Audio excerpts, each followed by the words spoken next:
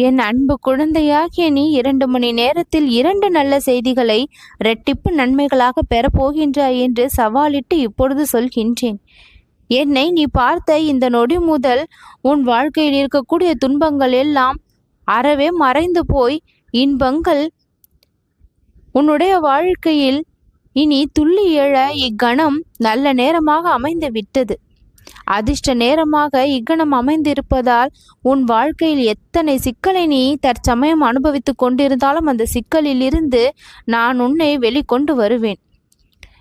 எந்த இடத்தில் நீ அவமானப்பட்டு தலை குனிந்து நின்றாயோ அதே இடத்தில் உன்னை தலை நிமிர்ந்து கௌரவமாக வாழ வைக்க வேண்டும் என்பதை முதற் கடமையாக நான் கொண்டுள்ளேன்.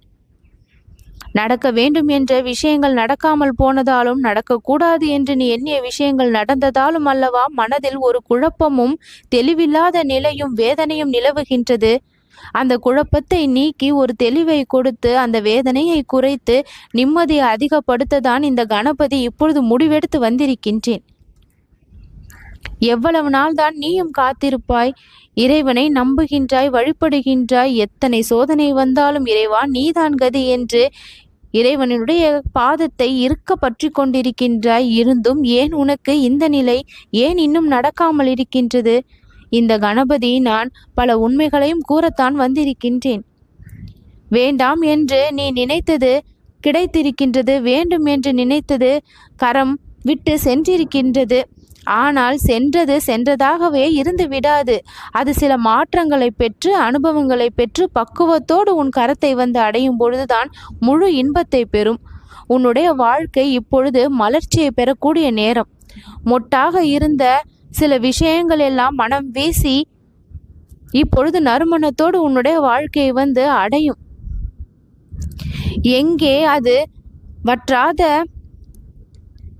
நதியை போல மாற வேண்டும் என்று நீ நினைத்த ஒன்று பாலைவனமாக மாறி போய் கிடந்ததை நினைத்து அதிர்ச்சி அடைந்திருக்கின்றாய். அந்த அதிர்ச்சியை இன்பமாக மாற்ற இந்த கணபதி வந்து விட்டேன். இனி கவலைப்படாதே. வற்றாத நதியை போல உன்னுடைய வாழ்க்கை இன்பமாக சந்தோஷமாக மாறிவிடும். அதற்கு எல்லாம் அடித்தளமாக இருக்க வேண்டியது உன்னுடைய எண்ணத்தில் தோன்றுகின்ற விஷயங்கள். நடக்கும் என்று நம்பும் பொழுது அது சர்வசாதாரணமாகவே நடந்துவிடும். சுலபமாக கிடைக்கும் என்று நீ நினைக்கும் பொழுது அது எதையும் பெறுவதற்கு கடினப்பட வேண்டியதே இல்லை. கடினமான உழைப்பு அவசியம்தான். ஆனால் ஓரளவிற்கு மேல் கடின உழைப்பையும் போடாமல் சற்று புத்திசாலித்தனமாக இருந்தாலேயே அந்த விஷயத்தை நாம் ஜெயித்து விடலாம். புத்தி கூர்மை என்பது, அந்த அறிவின் ஞானம் என்பது இறைவனின் கையில் இருந்து உனக்கு மாற்றப்படக்கூடிய அந்த சக்தி. அந்த சக்தியை நீ இறைவனிடமிருந்து பெற்றுக்கொண்டால் உன் வாழ்க்கையை நீ சுலபமாக வென்றிடலாம். உன் தேவைகளை நீயே பூர்த்தி செய்து கொள்ளலாம். யாரையும் சார்ந்திருக்க வேண்டிய அவசியமில்லை. அறிவின் வழி அத்தனை இன்பங்களும் உன்னை வந்து சேரும்.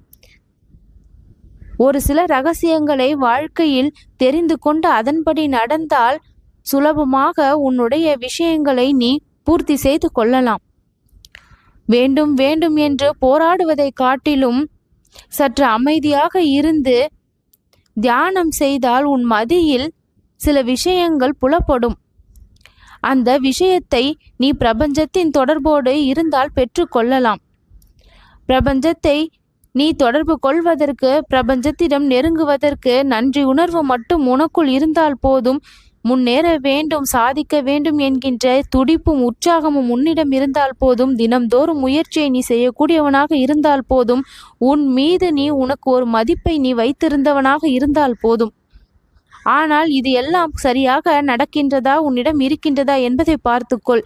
நீ உன்னை தாழ்த்தி கொள்ளாமல் உன்னை நீயே மதித்தால்தான் அந்த இடத்தில் பிறர் மதிக்க நீ வாய்ப்பு கொடுப்பாய்.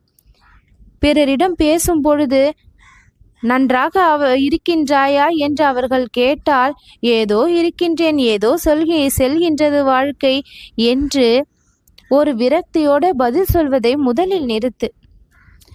நான் நலமாக இருக்கின்றேன் என்று சொல். அந்த வார்த்தை தான் உனக்குள் இருக்கும் உன்னை செயல்பட வைக்கும். உண்மையில் அது நடக்கவும் செய்யும்.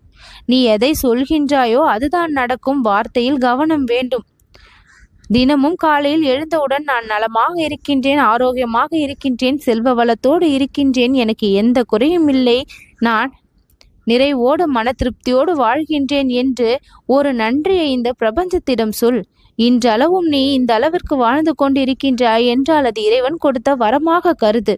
எல்லா பிரச்சனைகளும் தீரும் என்று முதலில் நீ உனக்குள் சொல்லிக்கொள். எல்லாம் சரியாகிவிடும் என்ற அந்த ஒரு சொல்லை தினம்தோறும் சொல்.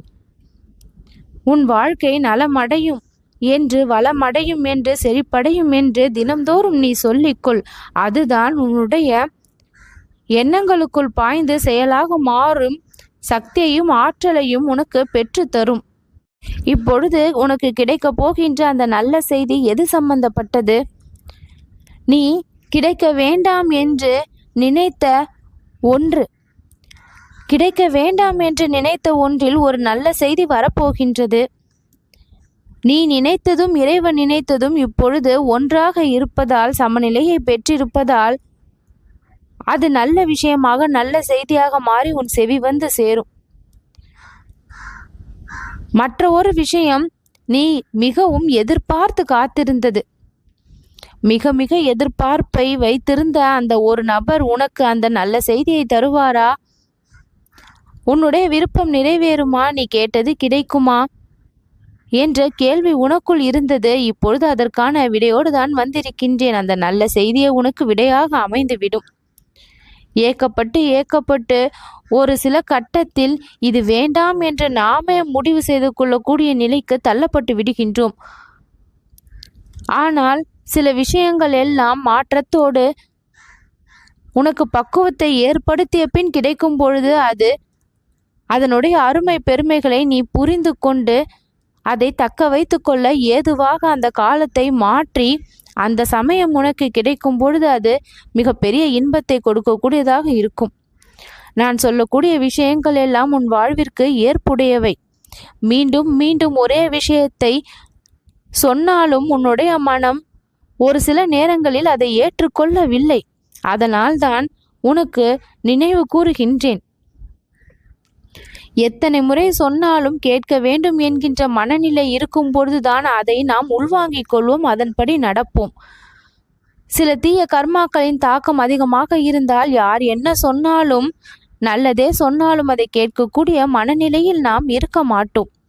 அப்படிப்பட்ட தீய கர்மாக்களை எல்லாம் நான் உன் வாழ்க்கையில் இருந்து அறவே அழித்து விட்டேன்.